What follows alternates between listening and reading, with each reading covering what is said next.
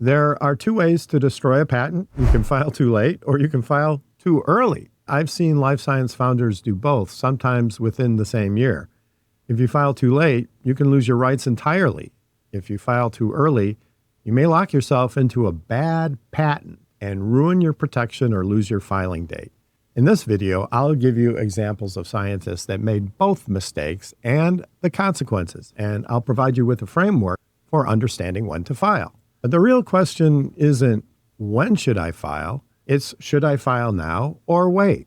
And what are the risks? So here are 4 factors which help determine that decision: timing, understanding, business strategy, and budget. Timing. The most common mistake is filing too late. I once worked with a founder who began selling his product under an NDA. He believed the NDA protected him. Well, NDAs protect disclosures. They do not protect sales. Once a product is sold, even under an NDA, statutory bars may be triggered. In his case, we were limited in what we could protect. Provisional filed before the sale would have strengthened his position. In the United States, there is a 1-year grace period after public disclosure, but most foreign jurisdictions operate on absolute novelty.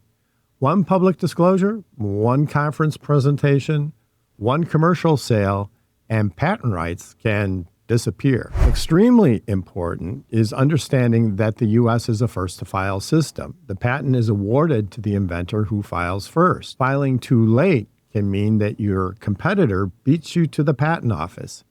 It's not always possible to know when a competitor could file, but being prompt is better than being slow. Budget plays a crucial role in this decision, and we'll also discuss some typical business scenarios that are so important to determining patent strategy. Understanding is the second factor. While being prompt to the patent office is important, it's just as important to understand your invention before you file it. Founders sometimes rush because they fear someone else will file first. In one case, a company was so concerned about filing first, they rushed.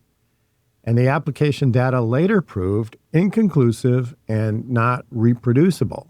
So they abandoned and refiled. They lost priority and incurred significant cost and risk. Filing early created false security. You only get protection for what you disclose, and your disclosure must meet the enablement requirement.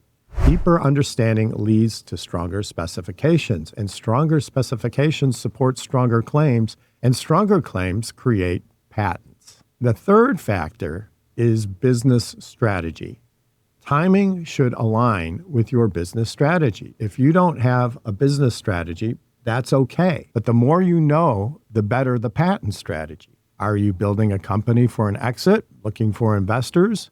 Investors conduct IP due diligence. They evaluate claim scope, enablement, and prosecution risk. Patent strategy affects valuation. Weak IP reduces value. Thin provisionals do not inspire investor confidence. Budget decisions are risk decisions.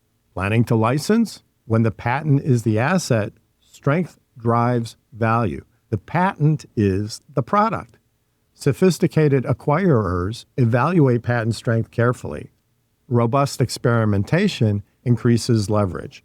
If you plan a lifestyle business, that is, plan to sell your products indefinitely, then you can develop your patent portfolio over time, thinking long-term about both offensive and defensive strategies. Budget is the fourth factor. For startups, budget is a consideration when it comes to intellectual property. In some cases, the founder can draft a specification themselves and file it as a provisional placeholder type patent.